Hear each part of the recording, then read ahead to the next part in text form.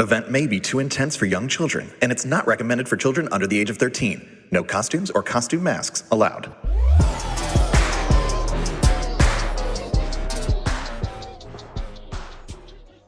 Discover Universal presents Halloween Horror Nights Haunted Tales, an anthology series exploring the stories behind Halloween Horror Nights' chilling original creations. An impressionable young man is drawn into the grisly ritualistic practices of a village of moon worshippers. The false-hearted must pay. In this original haunted house at Universal Orlando's Halloween Horror Nights 2023. Here is Bloodmoon, Dark Offerings. Ye false-hearted shall see us all struck down. Ye false-hearted shall see our children starve. Constance Schuyler's frail body shook as she pointed her bony finger and moaned her convictions. Ye false-hearted celebrate a harvest that yields no grain. Constance and her small sect of followers had become a mainstay in the village square. Stringent believers in the act of moon farming, a practice by which all decisions are made by observing the divinely inspired cycles of the moon, they were convinced their colony could only be spared by allowing the celestial body to dictate their every move.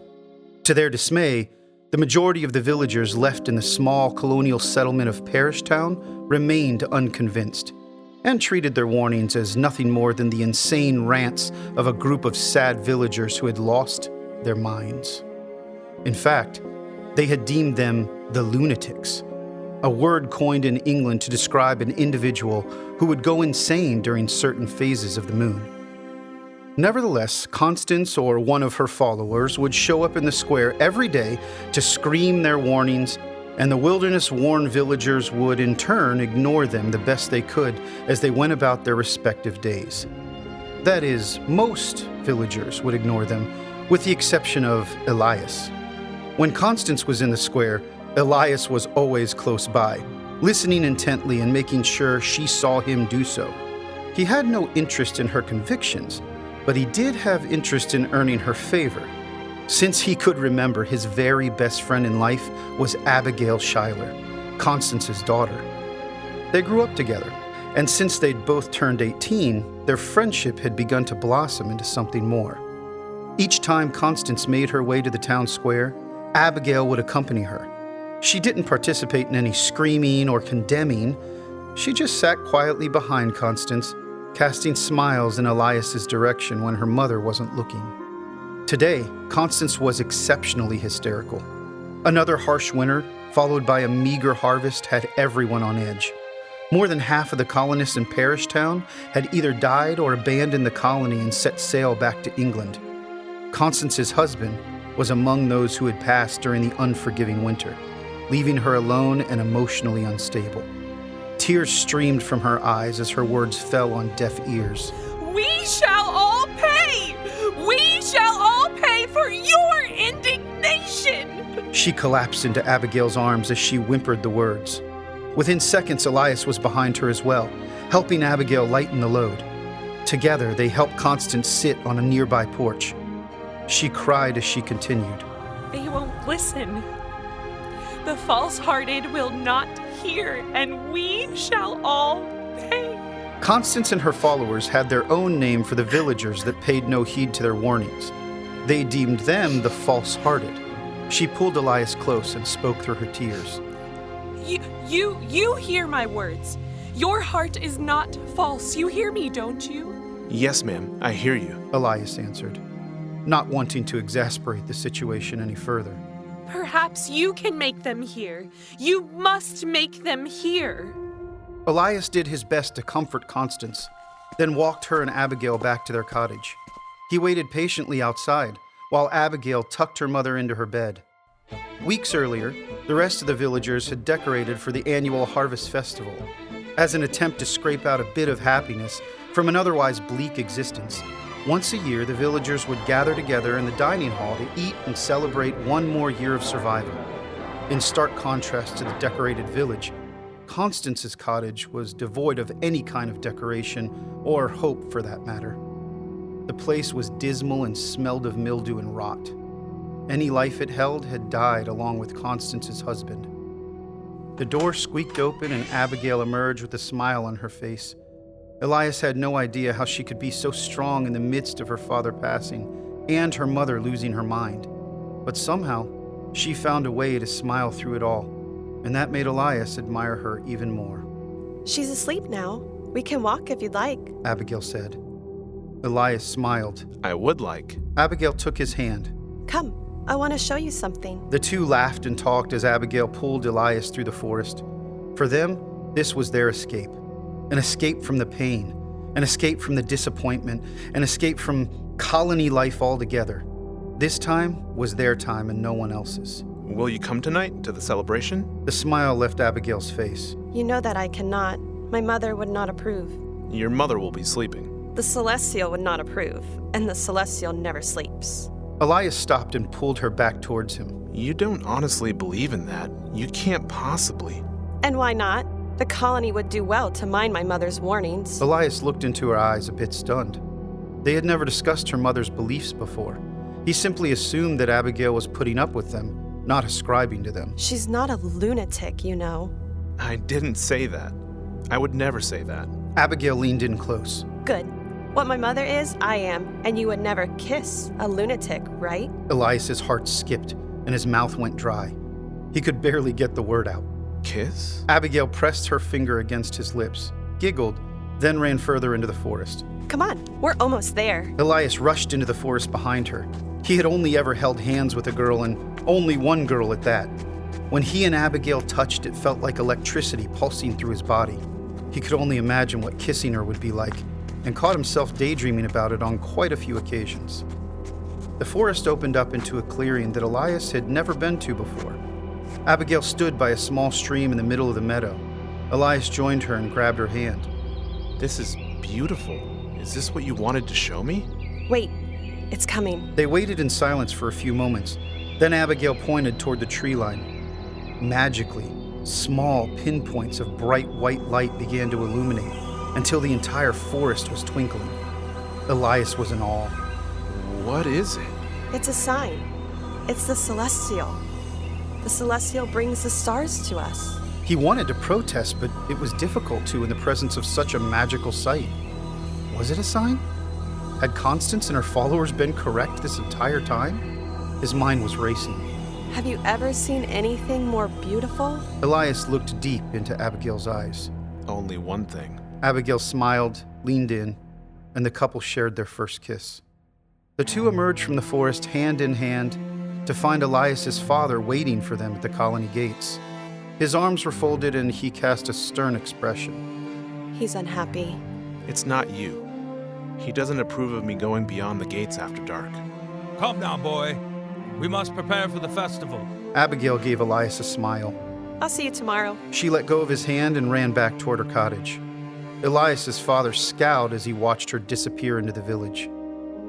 Moments later, Elias was back inside his own home, sitting across from his very disappointed parents. His mother stared across the table with a scornful expression as his father yelled his disapproval. You are forbidden to court Abigail Schuyler. This family will not consort with lunatics. They're not lunatics. They're tired and hungry and confused, just like the rest of us. They're nothing like us. His mother chimed in. They're delusional and they scare me. Isn't it enough that we must suffer these conditions? That we must suffer the loss of loved ones? Must we also suffer the rantings and lashing of lunatics? Tears streamed from his mother's eyes. His father pulled her close and comforted her. Loss had also gripped Elias's small family. His 1-year-old sister had passed 2 winters earlier, and the pain still lingered in his parents' hearts. We've all suffered loss. Soon, Abigail's mother will pass and she will be all alone. Will this colony abandon its own simply because they search for answers? Aren't we all searching for answers? I saw something tonight in the forest. A miracle. I can show you if you follow me. Elias's father held his mother as she cried. Enough of this nonsense! I know you feel strongly for this girl. I know it feels wrong to abandon her, but sometimes the thing that's most right feels the most wrong. You are forbidden outside the colony walls after dark, and you are forbidden to court Abigail Schuyler. Let that be the end of it. Elias jumped up from the table and headed for the door. It is not the end of it. He yelled, then slammed the door behind him. He rushed out of the village and back into the forest. With tears, frustration, and confusion welling, he screamed up at the moon. Prove it! If you're real and you want something from me, show me! Prove it! The moment the words left his lips, a cold breeze washed over the forest. The leaves rustled so loudly it sounded like they were speaking. Chills rushed through Elias's body. Did the Celestial hear him? He stared up at the moon in anticipation. Then, slowly, before his eyes, a crimson red began to wash over the moon. Equal parts amazed and horrified, his body shook uncontrollably as the red curtain continued across the celestial body's surface until it covered the entire moon in a warm blood red. He was stunned, frozen in place. Just as it seemed nothing could break him from his bewildered trance, Parish Town's bell began to toll. Elias snapped to. The bell only ever meant one thing: danger. Unable to fully process everything he had just experienced, he ran toward the colony as quickly as his legs could carry him. As he ran toward the walls, he realized that the entire countryside was washed in crimson red. He could hear screams emanating from his tiny colony as he grew closer. Questions raced through his mind. What did the sign mean? Did his insolence doom the colony? Who was attacking his friends and family? The first building he came to just inside the walls was the sawmill, where he heard a voice that was all too familiar. Constance Schuyler's words rose above the distant screams and moans emanating from the village. The Bloodmoon hath risen! She exclaimed. A sacrifice is demanded! A group of voices responded. Elias peered through the cracks in the wooden sawmill walls to find a disturbing sight. A group of villagers wearing matching tabards and masks had begun building some sort of wooden totem. Above them, in a raised loft, Constance wore a similar tabard and mask and chanted down at them. The false-hearted must pay! Lest we all pay! They answered back. Elias scanned the building, hoping to gather more clues as to what was going on. His gaze rested on a wheelbarrow, positioned close to the totem. To his horror, it was piled high with the hacked-up body parts of his fellow villagers. The false-hearted must die! Lest we all die! Terrified by the gruesome sight, Elias rushed toward his home. He swung open the door just in time to catch two more followers hovering over his parents.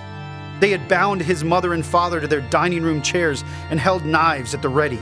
Wait, stop! Elias screamed. What are you doing? Stop this! One of the followers walked toward him slowly. Elias! Run! Run, my son! Get away from here! But he didn't run. With his heart beating in his throat, he stood his ground. The follower grew closer, stopped inches in front of him, then removed her mask. To his utter shock, it was Abigail. Blood dripped down from her face from a symbol that she had seemingly carved into her own forehead, but she was not distraught. Calm and collected, she smiled at Elias and whispered. Did you see it? He couldn't speak. His mind raced through all he'd taken in. The sign he'd asked for, the sign he'd been given, the horrors taking place in the sawmill. The blood moon hath risen. Abigail continued. A sacrifice is demanded. The other follower chanted in cadence. Elias looked past her at his parents. His father screamed through his tears. Ah! She's a lunatic! They're all lunatics! He looked back to Abigail as a lone tear streamed from his eye. Unfazed by his father's insults, she gently wiped the tear from his eye. Shh. It's okay, my love.